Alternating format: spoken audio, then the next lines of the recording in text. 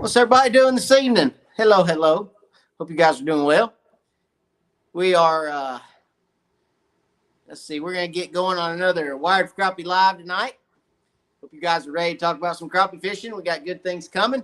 Tournament season is back here upon us. We got the East Tennessee Crappie Tournament Trail starting this Saturday on Tellico Lake.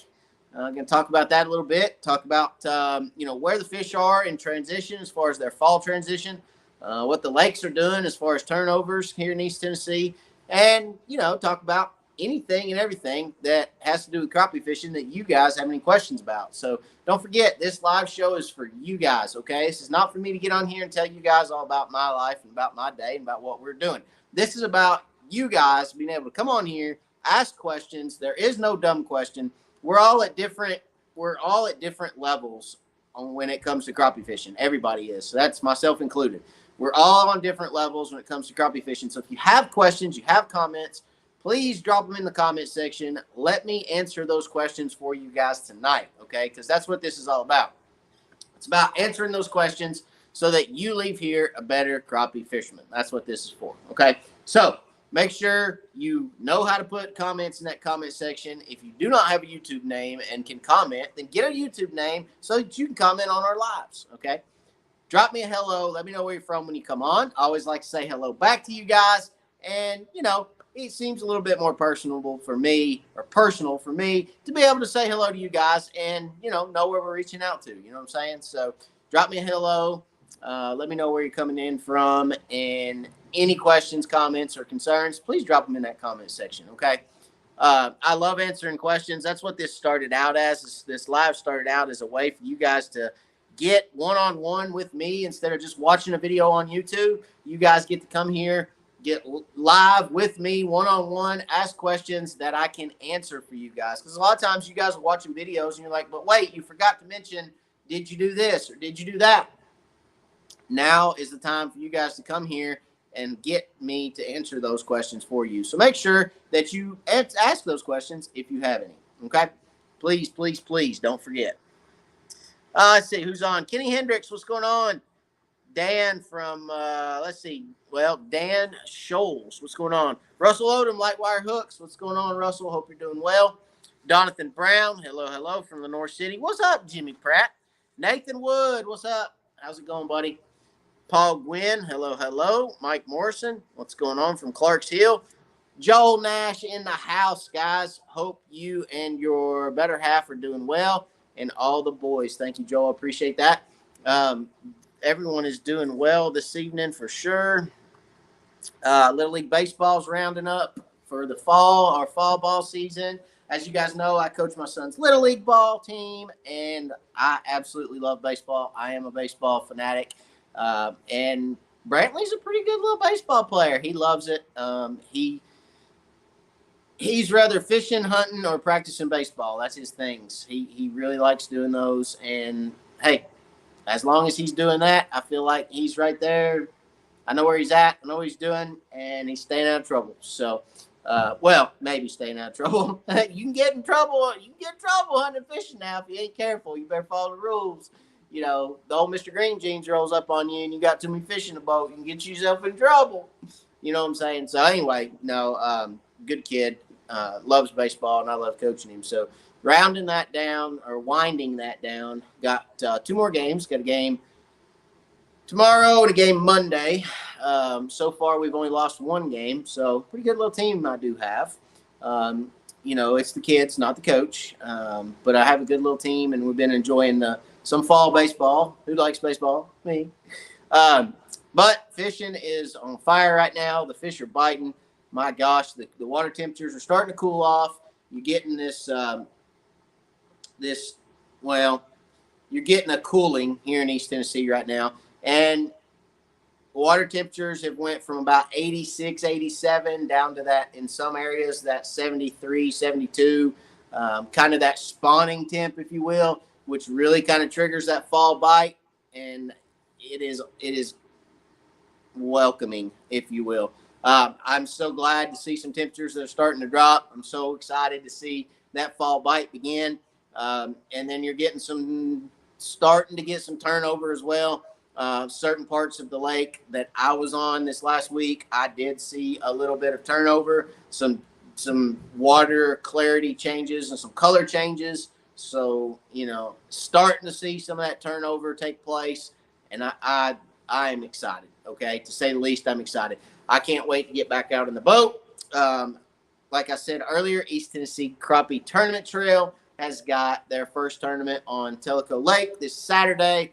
If you guys are interested in that, or anyone's interested in that, you can go to their Facebook page, East Tennessee Crappie Tournament Trail, or East TN Crappie Tournament Trail. You can find them on Facebook, and you can see the schedule and the rules and the times for the tournament. There's flyers on there. If anybody's interested in fishing the Tellico tournament, because it's going to be a good event. A lot of fish being caught on Tellico right now. That lake is full of fish, and they're biting like crazy. I mean, it's just on fire right now.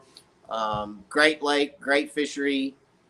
Can't say any more about it. It's going to be fun. So looking forward to that for sure. And let's see, Mike Morrison from Clarks Hill. What's going on? If I hadn't said hello, I think I did. Larry from Rantoul. Is that right? Rantoul, Illinois. I think I got that right. South Illinois. What's going on, Stuart? Dan is from Missouri. Kenny Evans. What's going on? Must have just missed you on Tellico Saturday. Well, probably. I didn't see you, so we probably missed each other. James Hamlin, what's going on? James Williams, hello. My Garmins have a better return if they were hooked to their own. Will my Garmins have a better return if they're hooked to their own lithium battery instead of the cranking battery? Are you better return on what? Are you talking about better return on your side imaging, better return on your down imaging, better return on your live scope? What are we talking about here? What's going on, Chris? Hello. Greg Rutledge from Kansas. What's going on, Greg? So one thing we are going to do tonight that I'm going to take advantage of while we're sitting here jibber jabbering and running our mouths is I'm going to take advantage of spooling up some rods, okay? Because I have new tournament rods for this season. Got a new set of tournament rods, so we're gonna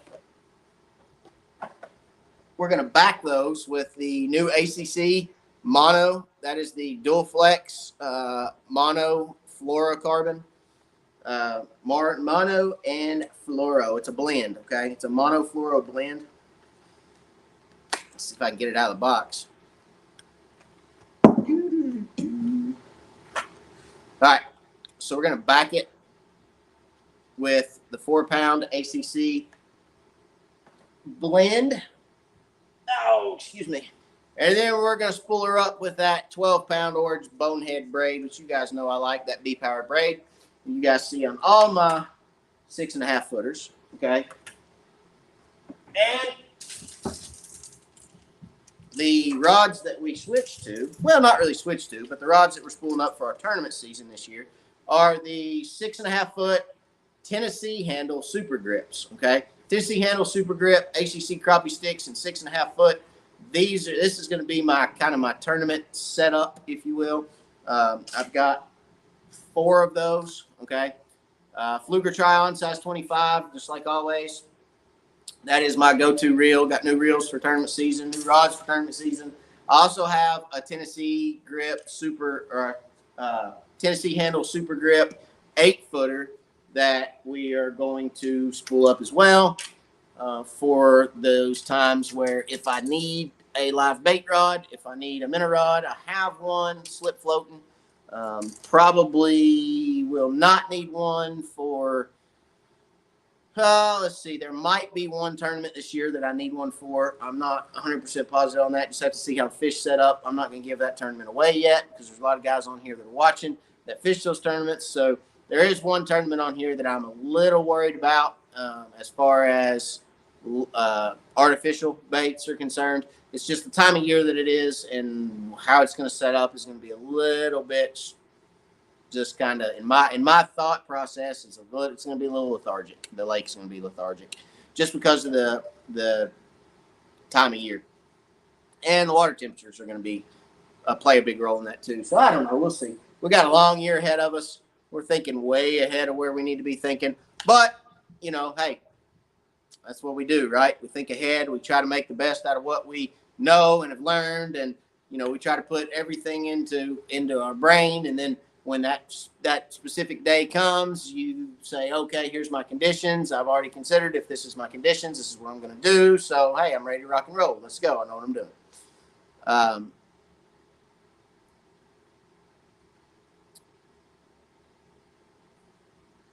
James says down and side imaging. So for down and side imaging, James, no, you're not going to get a better picture going to lithium over putting it on your cranking battery unless you're getting interference. If you're getting interference on your graphs, then putting it on its own lithium battery will benefit you. But if you're not getting interference, then you would be fine running it on your cranking battery, because you're not going to get any better picture through lithium unless, again, you're getting interference. So I hadn't seen your units, James. I don't know. But if you're getting interference, yes, move it off of your cranking battery to a standalone battery will benefit you with picture. But my graphs up here that you see right here in the corner of the screen, these graphs are running off my cranking battery. I do have one that's run off a lithium battery, but it's just for graph or for mapping purposes. As far as my down imaging, my side imaging, it's run off of the cranking battery, and I don't have any issues with pictures. So you should not have any issues, again, unless you're having interference issues. Good question, Mike. You might have already explained to this, but why the Tennessee handle? Okay, so for me, ACC has several different handles. Let me talk about them a minute. I just so happen to have about all three of them here in the boat. All right, so that right there is your standard, you know, kind of cork two-piece grip or handle from ACC. Okay, now if you look right here on that reel seat, you've got a lot of undulation. You've got kind of right here, you've got threads where the reel seat screws up and down. You've got a dip here. You just got a lot of undulation in here. So when you're holding this rod, okay, your hand isn't level. Okay, you've got all these different cracks and crevices and ups and downs, and it's not, you know, extremely comfortable to the hand when you're out there fishing. Okay, so then you've got, that's the two-piece, the standard two-piece. This is the one-piece, okay, one-piece cork grip with the reel seat, right? So you've got a little bit less of an undulating reel seat there. Everything there is kind of pretty smooth, really. There's a little bit right here, okay? There's a little bit right there. There's a little lip right there. But for somebody that's out there fishing 8 to 10 hours, that's, you know, a little bit's a lot, okay, when you catch 50 or 60 fish, right? I have said before that I do like the one-piece handle or reel seat over the two-piece reel seat. The two-piece reel seat just has a lot of different undulations, a lot of different ups and downs in it. This one does not. So I do like the one-piece a lot better.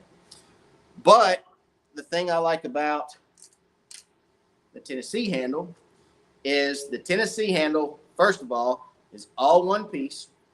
Okay, it's a one-piece handle where you get, you know, both of these are a two-piece handle. So you got 1, 2, right? You've got better contact with that one-piece handle to the rod. Okay, it's direct basically to the rod. I can set my reel on this Tennessee handle anywhere I want. This is just electrical tape that's holding my reel on. Okay, I can set it anywhere I want. If I want to set it up here high, I can set it high, and I can lay a finger on my rod, direct contact to the blank, so I can really feel really, really well. I can set it back here in the back. If I want to set it back there in the back and hold it here and use it as a pendulum, okay, I can set it back here in the back and use it to pendulum that rod and level that rod out.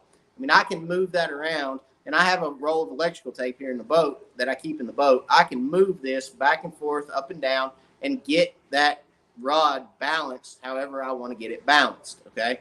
So I can hold that anywhere on the or on the grip. I can hold it down here at the bottom and I can fish. I can hold it up here at the top. I can, if I need that little bit of extra reach, I can hold it up there or hold it right at the back of the grip and I can get that little bit extra reach.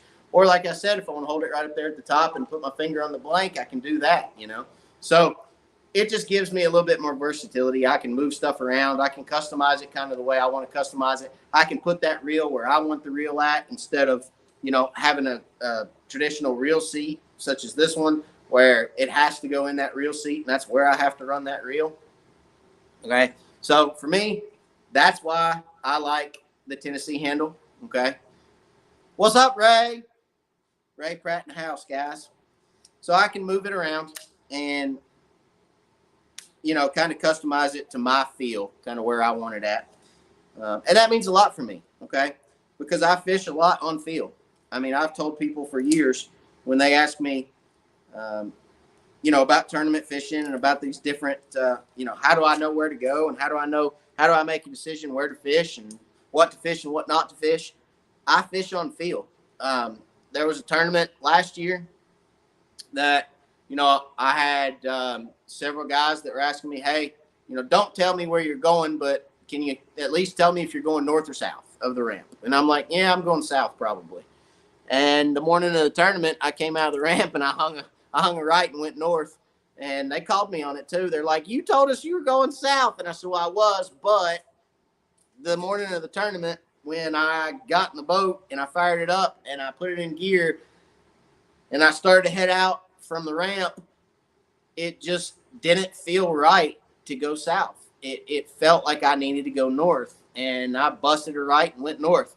And not only you asked me that question, but my tournament partner asked me that question. He said, you told me we were going south. Where are we going? I said, we're going north. Okay. I hope you're right. Well, I ended up being right because we won the tournament. So things like that, that's how I like to fish. I like to fish on feel.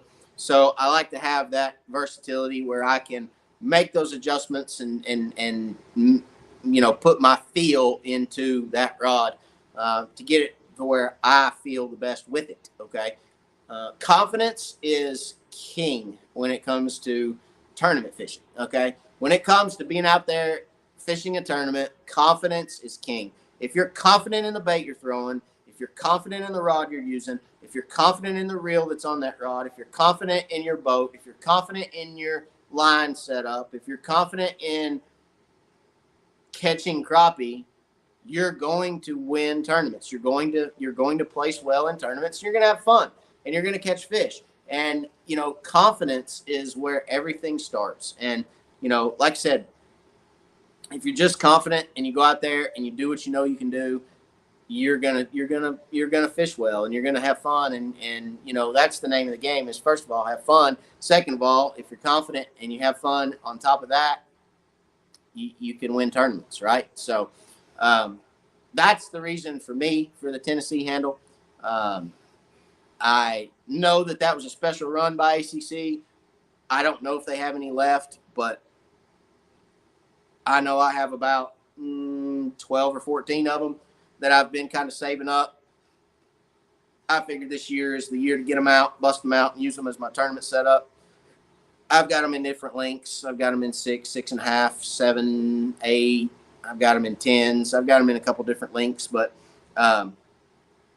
yeah, I really do. I really do like that handle.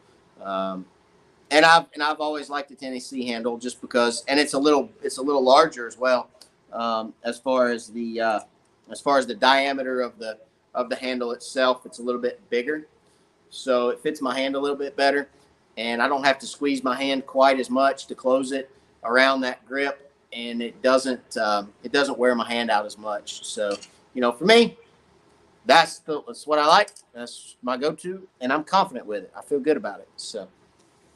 Let's see. Great trip to Black Shear earlier this week. Used 1/64th head with a number 6 regular bend hook and downsized the presentation. Fish were chasing a jig when it hit the water. Fun day. That is a fun day. if you can get active fish, you can get on active fish. It's a fun day. So, Blackshear, you guys are still probably pretty hot down there, huh, Mr. Curtis? Probably still pretty hot down there. Calvin, how well does the tape hold the reel to the rod? Very well, actually. So one thing that I do with mine is I'll start the tape on the handle, and then I'll stretch it and wrap it. Okay. Go around one time with it stretched, roll out a little bit more, stretch it, and then wrap it. So if you stretch that tape out and it's constantly trying to contract around that grip, it really works well. I haven't had any issues with it. Not to say I won't, but I haven't had any issues with it. As long as you stretch it and then wrap it, it seems to hold fairly well. So, knock on wood. Hopefully it'll hold up for me all year. We're gonna find out. But like I said, I mean, you can tell if you look right there, you can tell where it's almost kind of digging into the grip. That's because I take it and get it started and then stretch it, wrap it. Okay. And it's not hard. It's really not. I mean, it goes on there pretty easy. And I actually, on some of my other ones, I used green electrical tape, for ACC, right? I used green. So, but yeah, I just threw black on there on these, but I haven't had any issues with it. So it's been working pretty well. Let's see. On my line, let's talk about spooling. Okay. First and foremost, we talked about this before. Calvin, you're welcome. So we've talked about this before. On your line, when you're spooling up mono or fluoro, either one, fluoro or mono. Golly, that sticker is strong. All right. So what you want to do is if you take your rod and you turn it upside down, okay, and you turn this and you watch which way this reel spins, it spins counterclockwise. That's spinning counterclockwise, upside down, okay? So counterclockwise. What you want to do is you want to look at your spool and you want to figure out which way the line is going to come off that spool counterclockwise, okay? So the logo is down and it comes off counterclockwise. So you want to lay that spool down so that line comes off counterclockwise the same way that your reel spins if your reel is upside down, okay? That way, when you spool that reel, it's going on, the line's going on that reel in the same direction as the memory off that spool, okay? That's a big deal for mono or fluoro because they have memory, okay? So that's a big, big deal. Reason is you don't want to try to retrain your line as far as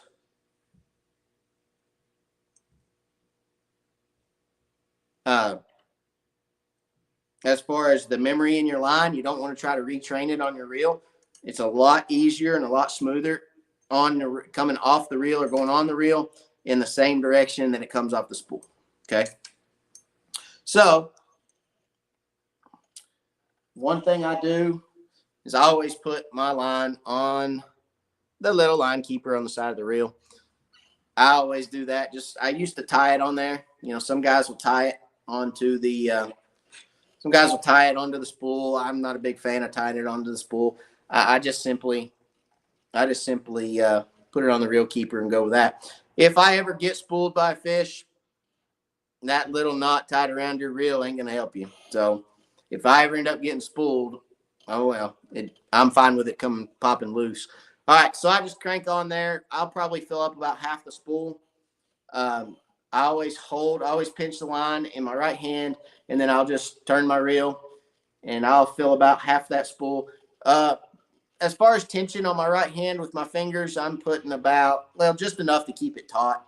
I don't get real crazy. Some guys will tell you, get a wet paper towel and that'll help with the memory. You can. I've done it before. Wet paper towel and run your line through a wet paper towel as you spool it. I don't typically do that anymore. I used to, but I just put a little tension on it and spool it on there. Just roll her on there. Like I said, we're going to put about half a spool onto this reel. Somewhere about right there. Okay. So we got about half a spool loaded up. Why do we load it up with mono, right? Why do we load it up with mono? Well, it's simple. With braid, typically speaking, you're casting no more than 50 to 60 feet if you're live scoping these fish. You're not making casts longer than 50 or 60 feet most of the time. If you're fishing brush, you're definitely not making casts over 50 or 60 feet. So what do you need to spool up a line or a rod or a reel full of braid for? Because you're never going to use that much braid, especially if you use like a 12 or 10 or, I mean, if you use like a 6 or 8 pound braid, you might break it. But for the purpose of breaking off, I mean, you're not going to break off a whole lot of braid like you do mono or fluoro. So, you know, why waste all that braid that is just going to sit on your reel and not get used, and then at some point is going to get taken off and thrown in the garbage, right? Braid's expensive, we know that, and you know it's a lot more expensive than mono, and you just don't need to waste it. So, all right, now tying my braid and my mono together. It looks like AP asked that question. How do you tie the 4-pound mono to the 12-pound braid, and do you go back to mono or tie direct to the orange braid? Very good questions. Okay, so I'm going to show you guys here in just a second how or what knot I use to tie my mono to my braid. And then to answer your question, do I go direct to the orange braid? For the purpose of fun fishing, yes, I go directly to the orange braid. Or guiding, I go directly to the orange braid. For the purpose of tournament fishing, I do go with a fluorocarbon leader. Typically, I will use, I got some right here. All right, that's a 6-pound vicious fluorocarbon. That's 100% fluorocarbon clear. Or I will go with a 8-pound, okay, vicious fluorocarbon. Again, 100% fluorocarbon clear leader, okay. So I will tie a leader. And actually, I've got another box. I got a large box right here. So that's 250 yards. That's 6-pound fluoro. So 100% fluorocarbon, clear fluorocarbon. Tournament fishing, I will tie a leader. Not a huge believer that the leader makes a difference. But again, if it does, and I can get a little bit of an edge in a tournament, having it, then that's what I want to do, right? So I will tie a leader on, and typically I go with about an 8 to 10 foot leader. I want enough that I can break it off and retie another jig on it if I have to. So I go 8 to 10 foot leader on that. Sometimes it'll break at the knot, but sometimes you can break it in the middle, and if you get hung up or something, and you can retie with it. So now, what do I tie as far as my knot from my mono to my braid? Okay, so what I do is I tie a uni knot. Okay, and uni knot's real simple. Okay, it's not hard. You take the tag end of your mono and the tag end of your braid, and you put them together. So you got a tag end on one side from one line, and you got a tag end on the other side from the other line. And right there in the center, okay, you take your braid. I know this is hard to see. Let me sit up. Maybe you can see a little bit better on my shirt. So what you do is you take this braid and you create a loop, okay, right back over your finger. So everybody see that loop that I just created? And there's the, up here at the top, you got both of the lines, the mono and the braid right there, okay? So you take that braid, create that loop, and you just wrap it around both 1, 2, 3, 4, okay? Just like that right there. We'll go 5 for good measure. All right, then we hold on to that tag end, okay? Hold on to the tag end and just pull it. It comes down to a knot, okay? So there's one side of it. All right, now what I do is, because my right hand and my left hand don't work together, So what I'll do is I'll take that and I'll turn it around. So I got my knot right there on my braid. I'll hold just on the other side of that knot. I'll take my mono tag end, create a loop with it, and then wrap through that loop. 1, 2, 3, 4, 5. All right. Then I'll hold my tag end, cinch that down. Okay. Then I take both main ends, both main line ends, the braid main line and the mono main line. All right. And I'm just going to pull them together. So you guys can see, maybe, those two knots just pulling together. All right. There we go. Both knots pulled together right there. And what I'll do is clip these off. And once you tie a uni knot, you don't have to clip those off. I mean, you can cut them off flush. Okay? You can cut them off right at the top of that knot. And it is not going to come loose. Okay? That uni knot is locked at that point. There you go. So there you go. There you have it. Now, uni knot, ready to rock. Okay? And I'll put the rest of my line on that reel. Same thing. Just pinch it in between your fingers. Spool her up. Keep a little tension on it.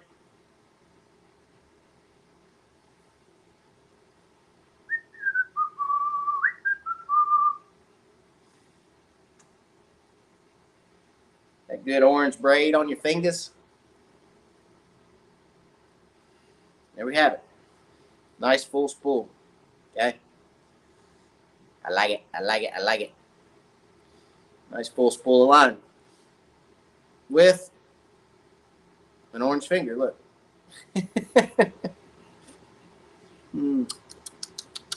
Tastes good. All right. So there's one done. I'll take that. Cut it off. A good pair of scissors is your friend, in case you hadn't caught on. A good pair of scissors. Braided line cannot be bit.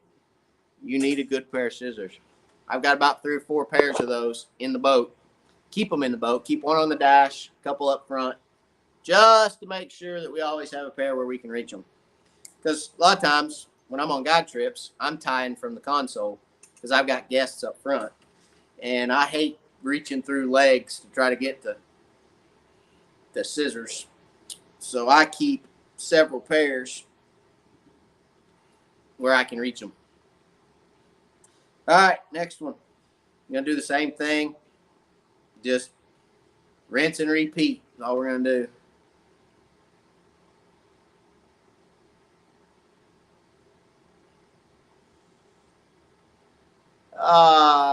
Let's see here. Questions. Rick Martin from Arkansas. What's going on? Chris Sims, do you still have those East Tennessee Crappie Tournament Trail decals? Yes, I do. I sure do. I will have the decals at the tournament Saturday, Chris. So all members get a decal for free. All East Tennessee Crappie Tournament Trail members will get a free decal, but then can also purchase additional decals for $2 a piece. So $2 a piece for additional decals. If anybody hadn't seen the East Tennessee Crappie Tournament Trail logo, it is bad to the bone. And when I say bad to the bone, I mean bad to the bone.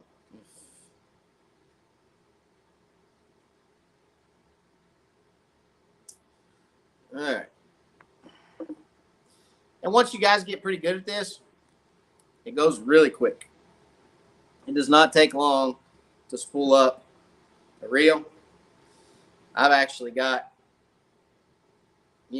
maybe 3 minutes in each one.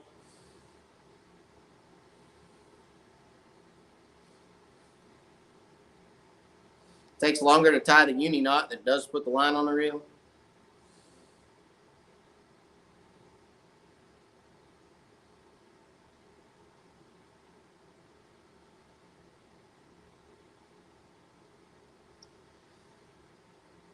for those that are going to ask, how often do I respool? I respool anywhere from, well, my mono rods, I'll respool before every tournament. My braid rods, I used to respool about every third tournament, but I've since just about quit respooling my braid. I mean, I don't really hardly respool braid anymore. Typically, when I start seeing mono on casts, so if I start making casts and I start reaching mono, that's when I'll respool. I do not respool the mono. I just respool the braid. So I will actually leave the backing on and just respool up the braid because the backing really never sees any action. It pretty much just is there to eat up some of the spool. All right, there's 2 done. Like I was saying, I mean, it doesn't really see daylight that much, so I just leave it. That one done. Now, one thing I will do, since I'm respooling everything before a tournament, I like to have a rod in the boat, and I probably will have a rod in the boat that is not freshly spooled. Reason being is because if for some reason I get out there and something doesn't do right, I like to have a spool with old braid on it that, is kind of a backup because typically speaking, I do not respool every rod I have before a tournament. And that does scare me a little bit, but it scares me just because what can go wrong will go wrong. And I always like to have kind of a backup just in case. So I will have a reel, I promise, with old braid on it, just in case. Who knows what'll go wrong? But we'll see. Like I said, you never know.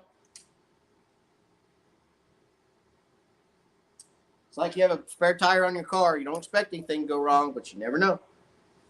It could. What's up, Slab? Happy Lures. How you doing, Perry?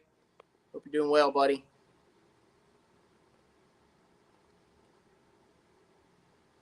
Oh, yeah. Did you tell everyone that you're going to film the weigh-in? So the East Tennessee Crappie Tournament Trail is now going to be doing live weigh-ins on their Facebook page. So if you go to the East, what the crap? East TN Crappie Tournament Trail on Facebook. Smash like on that page, follow, and you'll get notified when we go live for the tournament because we are going to be live streaming the weigh-in so that you guys can watch that weigh-in. And another new thing we're doing this year is we are actually going to be returning all the fish that are weighed in to the lake. So we have a trough, and we have aerators, and we have a pump, and we are going to be pumping water into that trough and taking those fish from the weigh-in to the trough, making sure that they're good, making sure that they'll make it back in the lake, and then we're going to be taking them back to the lake and putting them back in the lake. So as tournament anglers and as crappie fishermen and conservationists, we're going to be trying to do our part in keeping our lakes great fisheries. And, when we go out and tournament fish, we're trying to do what? We're trying to catch the biggest fish in the lake, right? Well, if you're successful in catching some of the bigger fish in the lake and you bring them to the weigh-in, what was happening is a lot of times we'd get guys that would say, hey, I don't feel like cleaning fish. Does anybody want these fish? And then those fish would end up in somebody's cooler and go home to be eaten. And it got to the point for me where it was just like, this is a little much. We need to be better conservationists than that. And we need to put those larger age class fish back in our fisheries, give them the opportunity to spawn, give them the opportunity to survive, and hopefully give them the opportunity to be caught by another angler for another day. You know what I mean? Grow, get bigger, get caught in another tournament, win another tournament for somebody. See what I'm saying? So we're going to return all our fish to the lake this year in each tournament. And I say we, the entire field is going to return their fish. And it's going to be mandatory. There is not going to be any, well, I caught these fish, they're mine. Well, then that's fine. You're not weighing them. That's the way that's going to work. So if somebody refuses to let us have those fish and take them back to the lake, then they just won't weigh them. That'd be fine by me. So we're trying to do our part. That's the way we can do it. You know what I mean? I think that's the right thing to do. What do you guys think? You guys think that's the right thing to do? What pound test line do you typically use for crappie fishing? I use 6 pound. I like 4 pound mono. I like anywhere 10 to 12 pound braid, either one. I like high vis yellow on my monofilament, and I like high vis orange on my braid. So 4 to 6 pound test is my go-to for monofilament. I like 4 just because you can shoot it better. It comes off the reel better. But I do use 6 sometimes, mostly 4 pound for me. George Hamby, what's up? Larry Black, just wished the bonehead braid would fade so bad. Just wished the bonehead braid would fade so bad. It a very light orange after a few days out on the lake. That's what I like about it. That's what I like about it. I mean, that's been on there forever. Look at that. That's still orange, but more white than it is orange. I like it. That's actually when I like it. It feels so much better when it's faded and it's been on there for a while and it starts turning white. That's when the line starts getting good, in my opinion. It's smoother, casts smoother. It's just when it gets broke in, it's just that's when I like it. But you know, hey, it does fade, and most braids fade. Most all braids fade. I think there is some no fade braids out there, but for the most part, every braid I've ever used fades. What's your guess for the winning weight? Ooh, my guess for the winning weight. I always hate answering this question. I hate answering this question for multiple reasons. One, because it kind of gives away what I've been catching and what I think I can weigh in. But it also, so some people are like, ha, I've been catching more than him. Ha ha ha. You know, so, and then I also don't ever want to dishearten anybody if I guess a weight and people go, good night, really? You think you can catch that? Not to say I'm on either end of that spectrum. Not to say that, you know, I'm on the sucky end of that spectrum or the really good end of that spectrum. I don't really know where I'm at in that on the spectrum, if you will. But that question is always one that I try to avoid. Sorry, Chris. Just because I don't ever want to dishearten anybody. I don't ever want anybody to not come because they say, oh, well, Matt thinks he can catch this amount and I can't, I don't want to go. Or, you know, I don't ever want to say, you know, I think 4 pounds is going to be the winning weight and then come catch 14 and somebody say, you lied and said 4 pounds. I don't ever want to get caught up in that, but it's going to be a good tournament. Okay. There's going to be a lot of fish caught, I think everybody will catch, numbers of fish. Now, whether they catch big fish, I don't know, but numbers of fish will be caught for sure.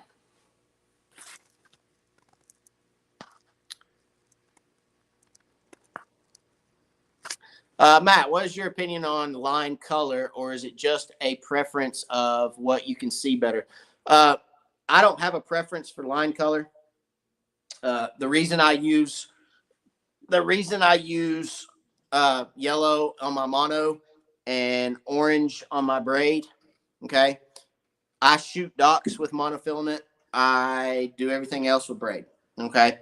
Um, for me, having two different colors of line, I can look down in my boat, I can look at the deck, and I know the yellow is dock rods and the orange is everything else. So for me, it's just a visual that I can look at right down on the deck and see which rod is which. I know where my dock rods are. I know where my brush rods or casting rods are. That's the only reason as far as color is concerned, I don't believe color makes a difference. I don't think that, again, I don't believe that crappie are line sensitive. I haven't seen on live scope that crappie are line sensitive, and I hadn't had a problem catching crappie straight to a braid. So, but there again, I do tie leader during tournaments, because if it catches one more fish than it doesn't catch, then I'm gonna do it. So, but that's the difference in color for me, is just so I can tell my rods apart. Okay.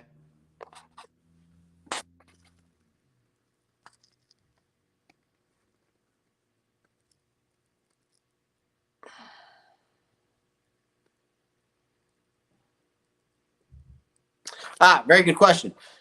Do you use a uni knot on your leader, and do you feel it passing the rod eyes? Yes, I use a uni knot on my leader. No, I do not feel it passing the rod eyes.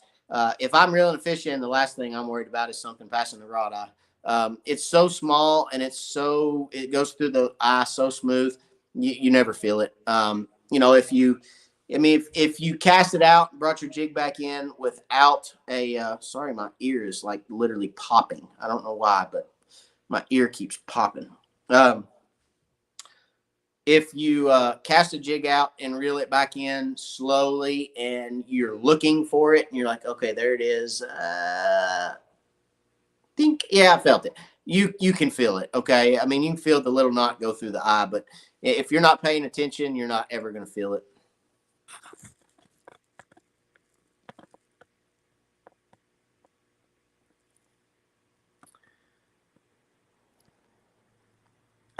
Jimmy is going to have to go repent after the show. He's going to have to go ask for forgiveness for sinning. With his lies, he says it's going to be hard for me to turn those 3-pound fish back. The 3 pounds of fish on 7 fish is not that good, Jimmy. That 3 pounds of fish for 7 fish is not all that great. So, but hey, that's all right. Or if he's talking about 3-pounders, he's going to have to go repent. You know what I'm saying? 200% agree. We need to do our part to help save big fish as much as possible. I can say with confidence the anglers in this group can catch eating fish at any time. I would agree. Yeah, eaters can be caught. Come on. What? Oh, come on with the weight? No, not going to do it. Real Pill just got here. Where can we pay memberships? Memberships. So you can pay a membership at the tournament the morning of the event. You can also, if you have PayPal, you can PayPal East TN Crappie Club, because East Tennessee Crappie Tournament Trail used to be East Tennessee Crappie Club. So East TN Crappie Club at gmail.com is the PayPal, or you can pay at the tournament the morning of the tournament. So if you want to pay at the tournament that morning, come to the registration table. You will get asked if you've paid your membership dues. No, I haven't paid my membership dues. We do have a list, so don't try to sneak by. No, I haven't paid my membership dues. Pay your $40 membership due. Pay your $40 for your boat entry for 2 anglers. 2 anglers, $40 a boat if you're a member. $20 an angler. And you're good to go. Okay. I like the new rule. 20 boat tournament. Say 17 boats weigh 7 fish. That's 119 of the biggest fish stock in the lake gone in one day. It'll help for sure. I think so too. If anything, it'll make us feel good about ourselves, right? We'll feel good about going out there and taking those larger fish, putting them back in the lake, and hopefully, like I said, they'll be caught another day, or they'll breed or spawn, if you will. So, who knows? Might help, might not, but we're gonna feel good about it at the end of the day. That's what we're gonna do. That's what we're there for. So we're gonna feel good about it anyway. Do you ever throw a flicker shad when fishing a tournament, or do you stick with jigs all day? Uh, Actually, I've pulled crankbaits in tournaments, yes, and would not mind pulling crankbaits in a tournament. Will I pull crankbaits in this tournament? No, but the I have pulled crankbaits in tournaments, and I've won tournaments on crankbaits. Crankbaits are a great way to get a reaction bite from big fish. So when you're catching big fish on a reaction bite, it's you can win some tournaments. This tournament is one that does not set up well for pulling crankbaits, but well, I take that back. I mean, it's still, yeah, you might be able to.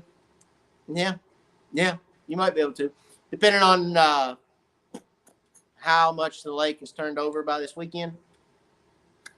You might be able to. Joel said, "What's it gonna take, Jimmy?" Don't ask Jimmy. He's in a lion mood. I don't know what Jimmy's problem is. He's in one of them fibbing moods. I don't know. He's telling fish stories over, right, Jimmy?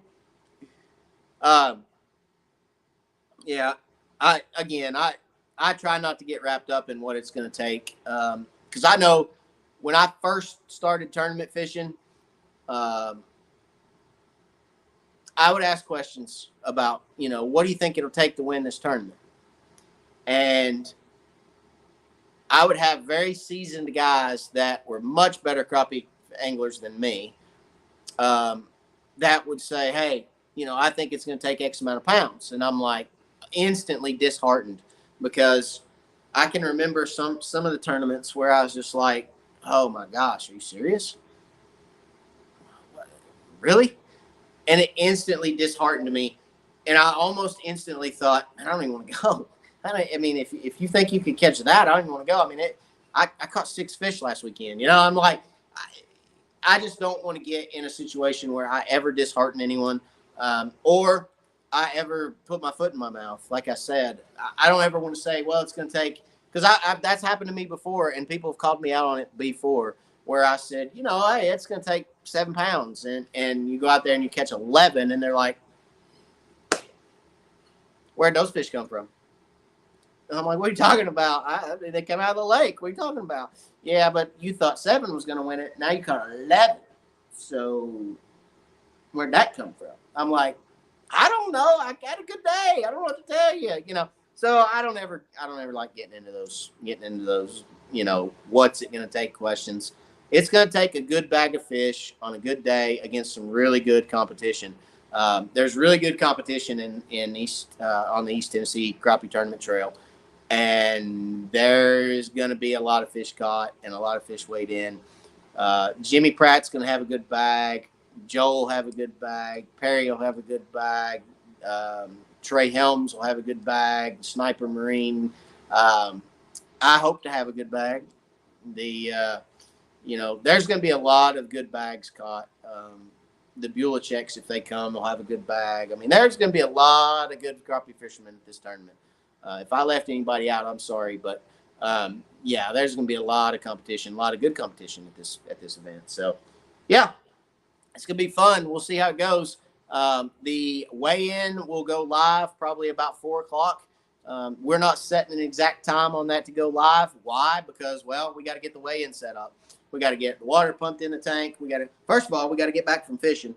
Second of all, we got to get the tank set up, get water pumped in it, get the table set up, get the board set up, get everything, scale set up, get the readout board set up, get the PA system set up. We've got to get everything set up.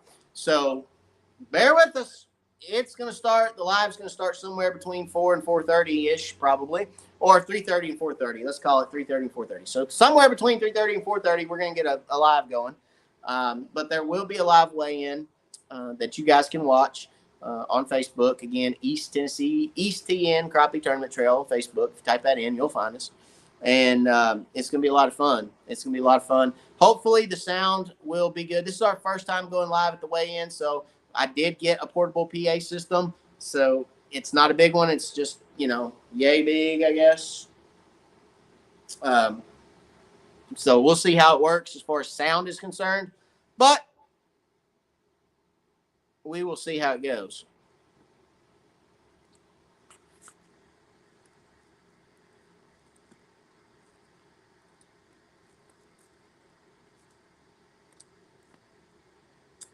Slab Happy says 9 pounds. That guy, been a long time since I've been in. Still missing crappie fishing back down there in Tennessee. Slow trolling here in Colorado. Good luck in the tournament. Thank you, buddy. I appreciate that very much. Jimmy says 6 pounds. I'll be happy with 6 pounds. Best tip for keeping your fish alive and able to survive after release. I'm just using G-Juice. I hear people put ice jugs in their live well. Look, I'm going to be honest with you guys, okay? Ice, yeah, sure, whatever. The trick to keeping fish alive, yeah, G-Juice helps. But the trick to keeping fish alive is simply keep oxygen in your water. Spend the money. This is a $50 item right here. Okay, it's got little clips on it. It's called a Power Bubbles. It's a 12-volt air pump. Okay, plug this joker in, drop it in your live well. Which reminds me, I have to get my air stone and put back in here because on my guide trips, I've been using my Power Bubbles for my minnow bucket. So I need to get my stone and get it back in here, which we're going to do right now while we're talking about it. If I can get down this ladder without killing myself. Okay. Get yourself a Power Bubbles. Go to Walmart and get yourself one of these. Okay. I think this is a 12. Yeah, I think it's a 12-inch. It's a 12-inch stone. Okay. It's the exact same stone that I have in this fish tank over here with Mr. Fishy. All right. Get yourself a 12-inch stone and put it on the end of that Power Bubbles and put it in your live well. Drop this in your live well, guys. Okay? That's that simple. Put oxygen in your live well. Okay? If you keep oxygen in that live well, it will keep those fish alive. All right? What happens is, and keep those fish upright. Those are the two tricks. Put oxygen in your live well and keep those fish upright. By keep those fish upright, I mean, clip them. Some guys fizz them. I don't like fizzing because if you fizz them wrong, it's going to kill them. Okay? You can't clip them wrong. Can't do it. Clip them and put oxygen on them. If you do those two things, 99.9% of the time, your fish are going to live. Okay? That's just how it works. I have not lost a fish in a tournament that I can remember. Hang on. I have not lost a fish in a tournament that I can remember that I didn't do something stupid to. So I lost one fish one time, and that was because I threw it up against the windshield. I didn't do it on purpose, but I had it in my hand, and I went to spin around to come back to the live well. When I spun around, the fish flipped, and it come out of my hand, and I literally slung it into the windshield of the boat, and it hit the windshield of the boat and fell down and started twitching, like rigor mortis twitching, like it was having a seizure. And I was like, I killed that fish. My fishing partner went, "You what?" I said, "I killed that fish." I put it in the live well, and it stone cold died. That's the only one I've ever had die. But yeah, it's one of those things where as long as you keep oxygen on them, as long as you keep your fish straight up and down, you're going to be fine. Okay? So fin clips and oxygen. The fin clips that I used to make my own. I don't make my own anymore because I finally found some that I like. I don't know for you guys that have ice fished, if you guys have ever ice fished, there is what they call a bait sender, I think is what they call it. Put you guys up here. Yeah. All right. It's a bait sender, I think is what they call it. Anyway, let me find them. Where are they at? Where am I? I think they're in that bag. Hang on a minute.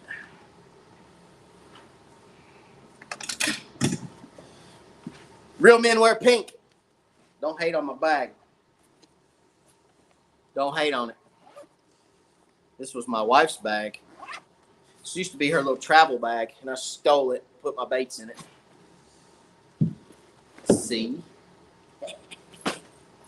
All right, let's see if I can find my weights. Where are they at? I know they're in here somewhere. Somewhere over the rainbow. Oh, they're not in this one. They're in another one. Hey.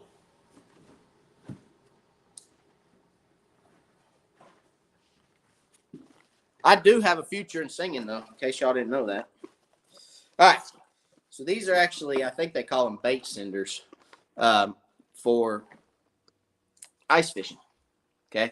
And what this is, if you look at that clasp, it's a little different than just an alligator clip. So it's a lot wider. Okay.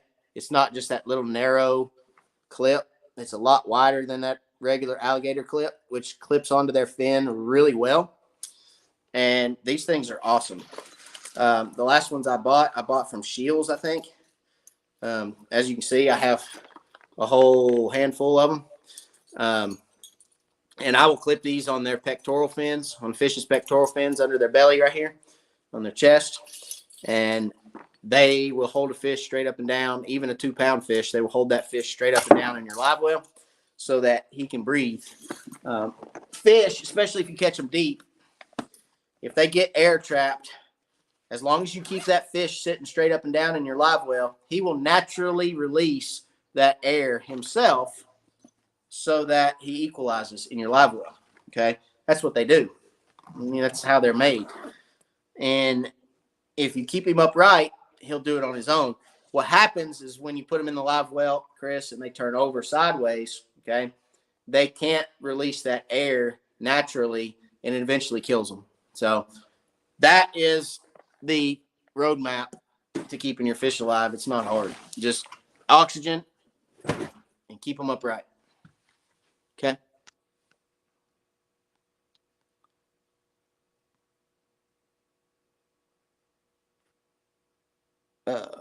What is fizzing and clipping? That's clipping. So it's a weighted clip that goes onto your onto the pectoral fins of the fish and just keeps them sitting straight up and down in your live well. Fizzing is where you take a needle and poke a needle in their side and let the air out of their air bladder so that they'll sit upright and not turn sideways. I do not recommend fizzing. I'm not even going to talk about it because I don't recommend it. I don't like it. It's not the best way to do it, in my opinion, because if you miss, you stick the needle too deep or you let too much air out. If you let too much air out of their air bladder, that'll kill them. So, you got to be careful. Golly, my ear keeps popping. Yeah, it'll kill them if you let too much air out. So you got to be careful with it. I don't like fizzing. I prefer to clip. Hey, Matt, I almost missed the live. Can't wait until Saturday morning. Me too, buddy. I'm excited about it. I'm ready to rock and roll. So, all right, we've been on an hour to the bottom of the comments, and we're going to call it a night, guys, because it is bedtime. I'm going upstairs and going night-night. Bob Long, why not catch, weigh, and release? Very good question. So, if I had an official in every boat for a small crappie tournament, with 20 to 30 boats in it, then we could catch, weigh, and release. But, hey, we don't have the manpower to catch, weigh, and release. And quite honestly, it's not that I don't trust everyone, but that leaves way too much room for interpretation. Okay. You like to think everybody that is a great person, but, sometimes people prove us wrong, right? Sometimes people prove to us that they intend to be a great person, but they mess up, right? And so you gotta kind of watch yourself. You can't just you can't leave too much room for interpretation, okay? And so that's why we don't catch, weigh, and release. But it would be great if we could. All right, so we're gonna call it. As always, God bless. I appreciate you guys for watching. Make sure you take advantage of those discount codes down there when you're ordering your stuff that you see here on Wired for Crappie that we use so religiously and love so much. And make sure you mention, if you order from Light Wire Hooks, make sure you mention Wired for Crappie. They'll hook you up. And yeah, free will is tough, George. You're right. free will is tough. It gets the best of us sometimes. So, you got to watch what you're doing, and you still got to make sure that everything's on the up and up as much as you can. I mean, there's always interpretation of rules, and there's always guys out there that, may or may not push it to the brink, but you always got to make sure you can do everything that you can do to keep it on a even keel and a level playing field. So, all right. As always, God bless. Have a good night. Have a good week. And we'll catch you same time, same place next week. Thanks, guys, for watching. Appreciate it. Thanks for being here. And we'll see you soon.